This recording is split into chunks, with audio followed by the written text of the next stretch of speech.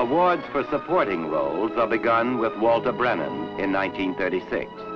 Over the years, he will win 3 Oscars. Since the 1930s, the unions SAG and AFTRA have been advocating and protecting the rights of performing artists in media.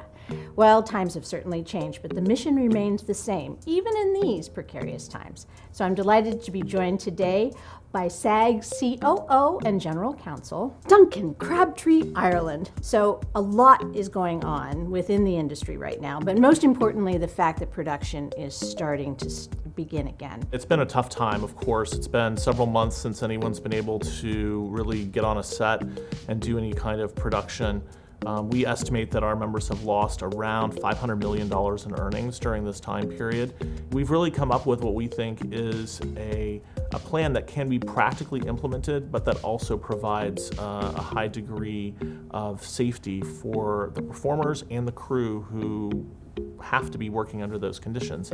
There's also an emotional component here too, and since SAG-AFTRA does actually represent, the performers themselves, what if the level of comfort of a performer is not there? I mean, what kind of rights do they have to say, I know I'm under contract right now, I know you're back into production right now, but I'm really not feeling good about coming back, and maybe there's an underlying cause. Generally speaking, anybody who feels unsafe in their workplace isn't going to be expected to go in there and try to do that job. And I think so far the producers that I've encountered where there's this concern have worked really hard to assuage those concerns and make sure that people feel comfortable coming back.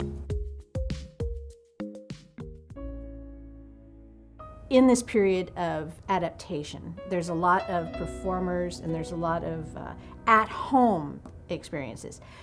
So does SAG-AFTRA have any kind of governing rights over that? I mean, how is a performer, a broadcaster, et cetera, protected when they have to then be their own production company at home? I mean, that's kind of an arena where we're watching everybody in their house. It does mean there's a lot of performers making their own self-generated content right now.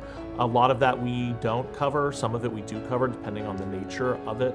But I think what people really are looking forward to, I mean, people do enjoy making self-generated content, and a lot of times it can turn out really great, but I think people are really excited to get back to the larger, more sort of broad-based professional productions that people are really excited to do. Aside from the pandemic, there's obviously a broader social movement going on right now with Black Lives Matter, and obviously that's focused on the government and policing and those kinds of areas, but I think it's led to a broader conversation that's happening about inclusion, and we're certainly interested in that. We have a structure within our organization, both from our members and our staff, where we're constantly pushing for greater inclusion in the industry.